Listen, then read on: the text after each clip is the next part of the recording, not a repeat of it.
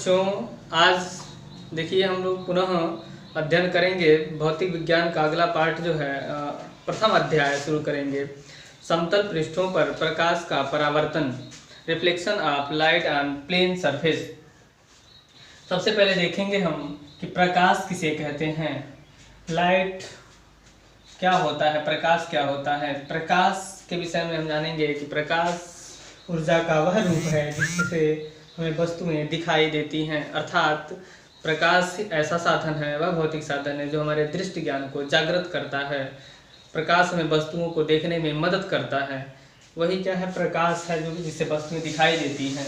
अगर इसके हम संसाधन की बात करते हैं, साधन की बात करते हैं, स्रोत की बात करते हैं, प्रकाश का स्रोत कौन कौन सा है, किससे जो है कि प्रकाश प्राप्त होता है, तो वह जो है स्रोत है सूर्य हैं, तारे हैं, चंद्रमा है, विद्युत बल्ब है, लालटेन है इत्यादि जो है कि जो प्राकृतिक और मानव निर्मित दोनों तरह के जो है वस्तुएं हैं जिससे हमें क्या मिलता है, प्रकाश प्राप्त होता है। अगर इस प्रकाश के स्रोतों की बात हम करते हैं तो इनको दो भागों में बांटा गया है, दीप्त प्रकाश स्रोत और अदीप्त प्रकाश स्रोत। दीप्त प्रकाश स्रोत वह प्रकाश स्रोत कहलाते हैं जो स्वतः प्रकाश उत्पन्न करते हैं, जैसे सूर्य हैं, तारे हैं, विद्युत बल्ब हैं।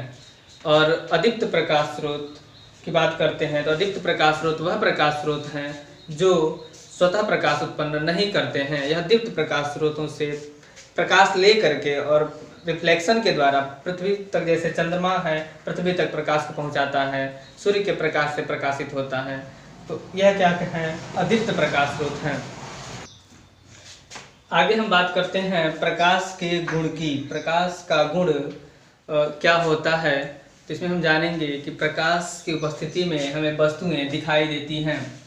प्रकाश सरल रेखा में गमन करता है। प्रकाश हमेशा प्रकाश जो है हमेशा जहाँ रहता है वहाँ पे वस्तुएं दिखाई देती हैं। तीसरा माध्यम है, तीसरा जो है इसका गुण है वह है माध्यम की आवश्यकता नहीं होती है। प्रकाश को गमन करने के लिए किसी माध्यम की आवश्यकता नहीं होती है। गमन मीन्स होता है जाना, एक जगह से दूसरी जगह जाना। इसको जाने के लिए, कहीं भी जाने के लिए इसकी आवश्यकता नहीं पड़ती है। बल्कि इसके अगर बावजूद हम बात करेंगे ध्वनि की, तो ध्वनि को आप लोग पढ़े थे पिछली कक्षा में कि ध्वनि को माध्यम की आवश्यकता होती है, लेकिन प्रकाश को माध्यम की आवश्यकता नहीं होती है। निर्वात में भी गमन कर सकता है। यहाँ पे वैक्यूम रहेगा, खाली जगह रहेगा, वहाँ पे भी ये गमन कर सकता है। या जहाँ निर्वात का मतलब ये है कि जहाँ पे वायु भी ना हो, हवा भी ना हो, ऐसे जगह से भी प्रकाश गमन कर सकता है। प्रकाश पारदर्शी माध्यम में गमन कर सकता है। पारदर्शी माध्यम का मतलब है कि वह माध्यम जहाँ पे आर पार जैसे दिखाई देता हो, तो वह माध्यम क्या कहलाता है, पारदर्शी माध्यम कहलाता है। जैसे कांच है, जल है, स्वच्छ जल है, या वायु है, ये क्या है, पारदर्शी माध्यम है।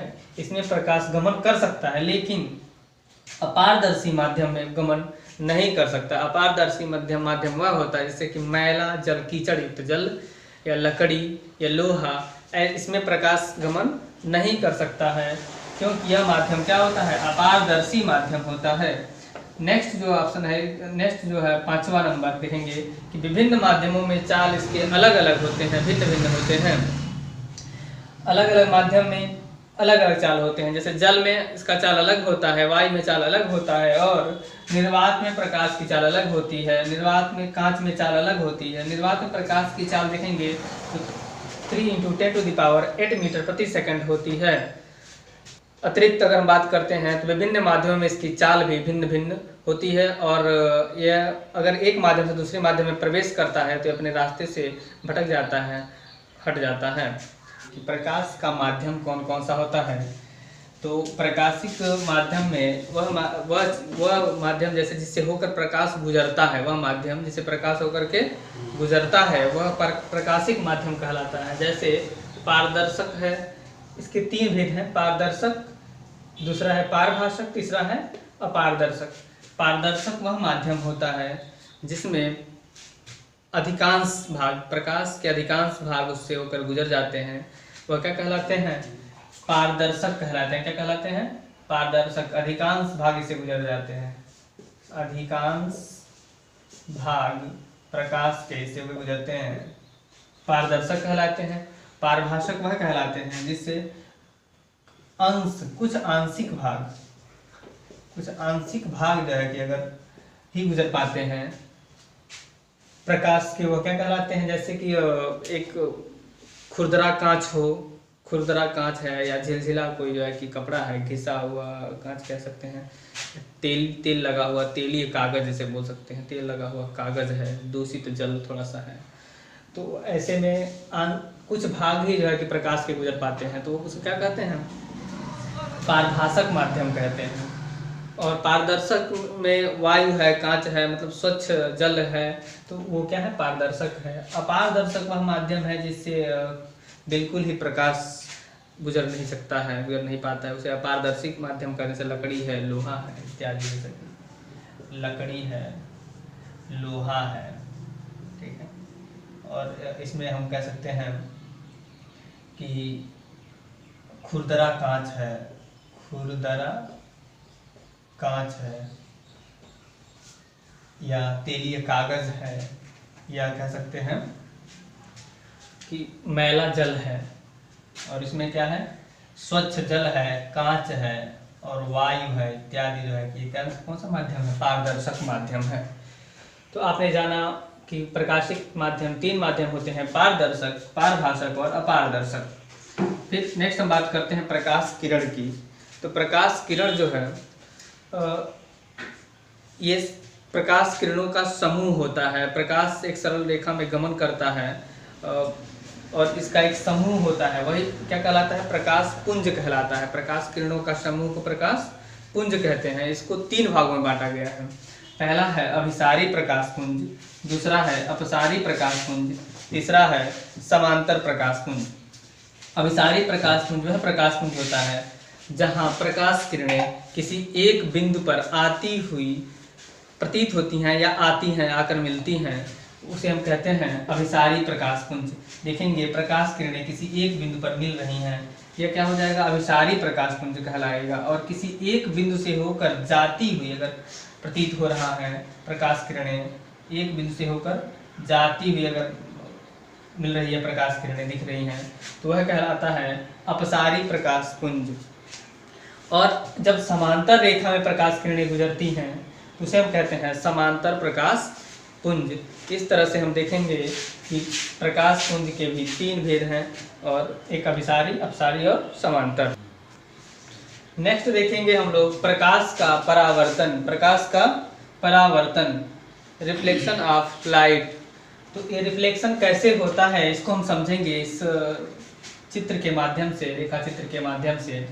देखेंगे ये चिकनी पालिशदार एक सतह है, इसको परावर्तक पृष्ठ भी बोल सकते हैं, जहाँ से प्रकाश का परावर्तन होता है। तो ऐसे सतह पर यदि प्रकाश किरण आकर के टकराती है, जब प्रकाश किरण आपतित होती है किस पर? किसी चिकनी सतह पर, पालिशदार सतह पर या परावर्तक पृष्ठ पर, तो टकरा करके वह उसी दिशा में परावर्तित हो जाती है। और यही परावर्तित किरण है जो परावर्तित हो जाती है टकरा जाने के बाद से, बीसी किरण है, और ये आपतित किरण एबी किरण है।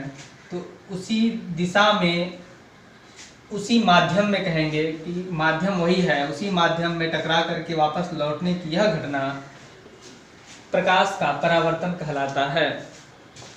एक बार पुनः समझेंगे कि किसी चिकनी या पालिशदार सतह पे प्रकाश किरणें आकर के टकराती हैं और टकरा करके उसी माध्यम में वापस लौट जाती हैं, और वापस लौटने की यह घटना प्रकाश का परावर्तन कहलाता है।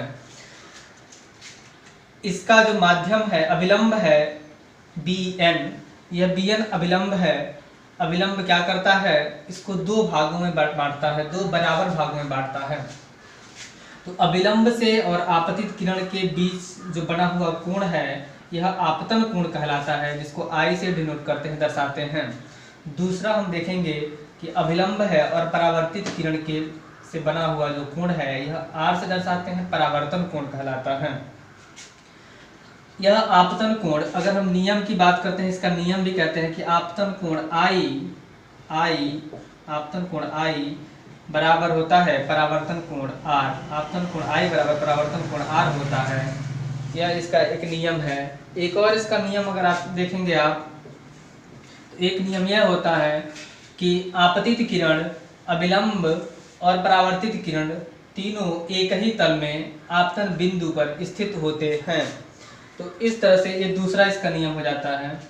अगर हम बात करते हैं इसके भेद की, जैसे परावर्तन के प्रकार कितने होते हैं, तो परावर्तन के दो प्रकार होते हैं। एक होता है नियमित परावर्तन, पहला होता है प्रकार। अगर इसके हम प्रकार की बात करते हैं, काइंड्स की, तो एक होता है नियमित परावर्तन, नियमित परावर्तन, और दूसरा होता है अनियमित परावर्तन, अनियमित या विसरित परावर्तन भी कहते हैं इसे, अनियमित परावर्तन या विसरित परावर्तन भी कहते हैं। नियमित परावर्तन वहाँ होता है जब प्रकाश किरणें किसी चिकनी पालिशदार सतह से अगर टकराती हैं, तो टकराने के बाद से होता क्या है कि ये चिकनी अगर पालिशदार सतह है, प्रकाश किरणें आई और वह पुनः समांतर रेखा में, जैसे कि पुनः क्या होती है, टकरा करके वापस लौटती हैं। तो समांतर जब रेखा में जब गमन करती हैं प्रकाश किरणें, तो ऐसे जगह, ऐसे को हम कहते हैं नियमित परावर्तन। ऐसे परावर्तन को हम क्या कहेंगे, नियमित परावर्तन कहेंगे, जब समांतर रेखा में गमन करेंगी। दूसरा है अनियमित परावर्तन। तो अनियमित परावर्तन वहाँ होता है जब प्रकाश किरणें किसी खुरदरे तल से टकराएंगी, खुरदरे पृष्ठ से जब टकराती हैं प्रकाश किरणें, जैसे ये तल जो है खुरदरा है, इससे जब प्रकाश किरणें टकराएंगी तो इसमें क्या होगा, परावर्तन होगा अनियमित रूप से। अनियमित रूप से जब परावर्तन होगा तो कोई इधर जाएगा प्रकाश किरण, कोई इधर जा रहा है प्रकाश किरण, कोई उधर जा रहा है प्रकाश किरण, यानी कि कोई उसके दिशा का जो है कि निश्चित दिशा नहीं होगा, असमांतर मार्ग पे ये गमन करेगी। टकराने के बाद से प्रकाश किरणें यानी परावर्तित होंगी, तो उसको हम कहेंगे अनियमित या विसरित परावर्तन।